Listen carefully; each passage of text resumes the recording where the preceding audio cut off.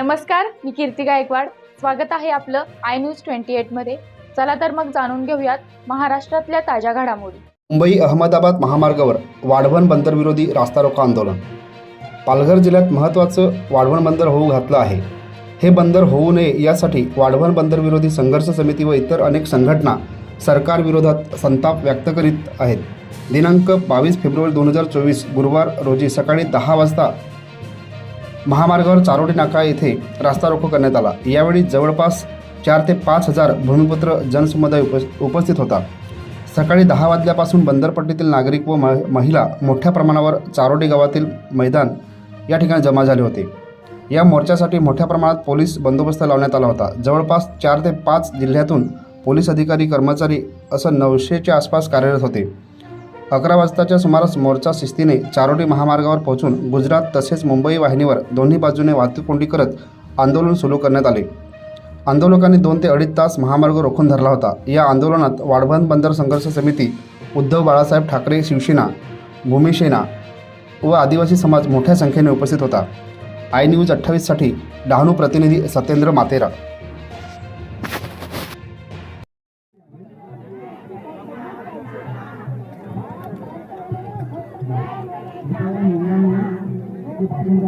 आज शासनाने सर्व मच्छीमारांचे अन्यायकारक असं वाढवून बंदर लादलेलं आहे। त्या लादलेल्या बंदराला विरोध करण्यासाठी या किनारपट्टीतील सर्व घरातील पुरुष, लहान बाळा आणि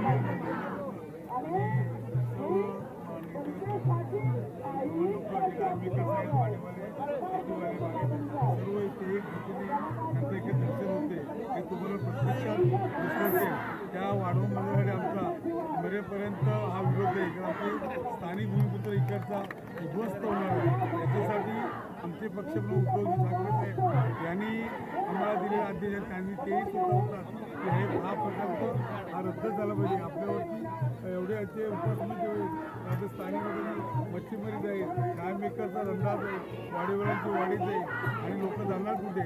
सर्व परप्रांतीयाचा इथे भरता येणार आणि आपल्या देशाचे माजी पंतप्रधान, महाझाले पंतप्रधान यांनी हा प्रकल्प राबवणारच असे काही मोठ्या मोठ्या वर्धना केल्यात। त्याच्या निषेधार्थ आज आणि याला विरोध पूर्णपणे शिवसेना, उद्धव बाळासाहेब गट हे राहिले आणि राहतीलच। आणि याच्यासाठी आम्ही शिवसेना आम्ही दुसरंही आंदोलन करू जे आमच्या स्वतंत्र पक्षाचं असेल त्यासाठी आम्ही प्रयत्न करत। महाविकास आघाडीचं पण आंदोलन करायची रूपरेषा आता आम्ही ठरवत आहोत आणि त्याच्यासाठी आम्ही इकडची कृती समिती आहेत, तरुणांची एक संस्था आहे, त्यांच्याशी आम्ही संबंध आहोत।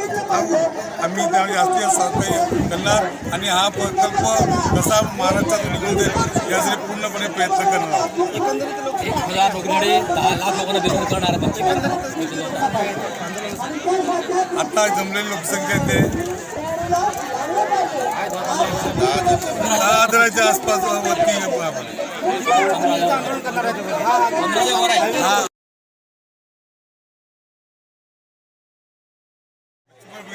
त्या छत्री ग्रुप बसले आणि काही काही घरून डबे पण आणलेले पूर्ण तयारी दिशेने आणलो आणि हा रस्ता हा बंद करणार म्हणजे करणारच। वाढवण बंदर विरोधी संघर्ष समिती आणि त्याच्याशी अफिलिएटेड असणाऱ्या इतर संघटना यांनी गेल्या 8 दिवसापूर्वी या ठिकाणचे सर्व विविध संघटनेचे पदाधिकारी हे मुंबई या ठिकाणी जाऊन आंदोलन करतील अशा स्वरूपाची घोषणा केली होती।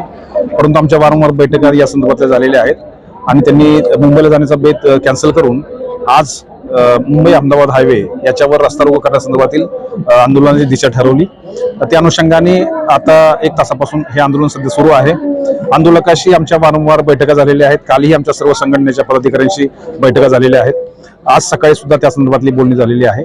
आम्ही आताही त्यांच्याशी बोललेलो आहोत आणि या बाबतीतली त्यांच्या ज्या भावना आहेत त्या सर्व या ठिकाणी व्यक्त होत आहेत आणि त्यानंतर थोड्याच वेळामध्ये शांततामय मार्गाने आंदोलन सुरू आहे।